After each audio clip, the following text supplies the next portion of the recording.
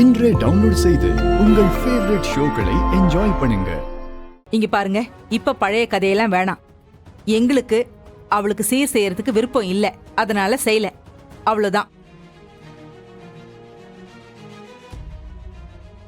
ஆமா ஆமா, ஜமுனா சொன்ன மாதிரி பழைய கதையெல்லாம் பேச ஆரம்பிச்சா அந்த கொலகாரிய பத்தி பேச வேண்டியிருக்கும். அந்த கொலகாரி பெத்த இவளை பத்தியும் பேச வேண்டியிருக்கும்.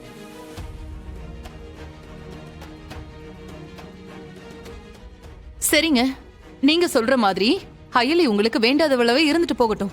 ஆனா சிவா ஏன் தம்பி தானே, அவனுக்காவது நீங்க சீர் செய்ய நினைச்சிருக்கலாம்ல. தம்பினா கூட பிறந்த தம்பி இல்லல்ல. எவனோ ஒரு அனாதை பயல நீங்க தத்தெடுத்துக்கிட்டா அவன் உங்களுக்கு தம்பி ஆயிடுவானா?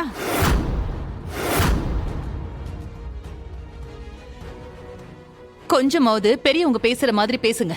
அனாதைய அனாதைன்னு சொல்லாம வேற எப்படி சொல்ல முடியும்? வேண்டாம், இன்னொரு தடவை இந்த வார்த்தையை சொல்லாதீங்க. அண்ணி, சீர் செய்யறது அவங்க விருப்பம். முதல்ல இப்படி கேட்டு வாங்க கூடாது.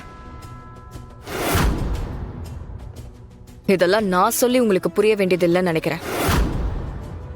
இல்ல ரித்திகா, இந்திரா ஒண்ணு அவளுக்காக கேட்கல. அயலியும் அக்கா, சிவாவும் அக்கா புருஷன். உங்க எல்லாரையும் ஒரே குடும்பமா நினைச்சுதான் அவ அப்படி பேசிக்கிட்டு இருக்கா. அத முதல்ல புரிஞ்சுக்கோ. பா, என்னப்பா நீங்க அவங்களுக்கு சப்போர்ட் பண்ணி பேசிட்டு இருக்கீங்க? நான் உங்களுக்கு பிறந்த வாரிசு தானே. அவன் அக்கா தத்தெடுத்த ஒரு அனாதை.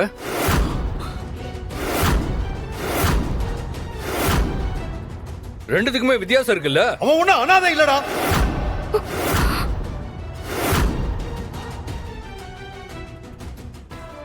அவன் ஒண்ணு அனாதை இல்ல.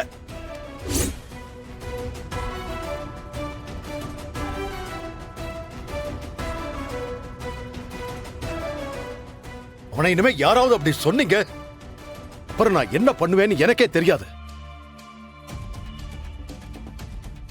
என்னங்க நீங்க எவனோ ஒருத்தனுக்காக நம்ம பிள்ளை போய் திட்டிட்டு இருக்கீங்க? முதல்ல நீங்க ஆபீஸ்க்கு கிளம்புங்க.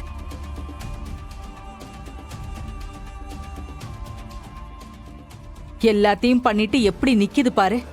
இதெல்லாம் ஒரு பொழப்பு. சமந்தி, வேண்டாம் சமந்தி. திரும்ப திரும்ப அவங்களை அவமானப்படுத்தி பேசாதீங்க. என்ன சம்பந்தி, உங்க மகனை சொன்ன மாதிரி இப்படி சலிச்சுக்கிறீங்க?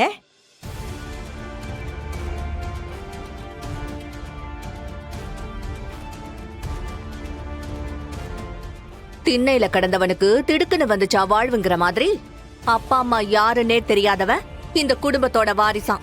நல்லா இருக்குங்க உங்க நியாயம். ஆமாங்க, நான் அனாதைதான். எனக்கு அப்பா இல்ல, அம்மா இல்ல, யாருமே இல்ல. நான் அனாதைதான். அனாதை போதுமா?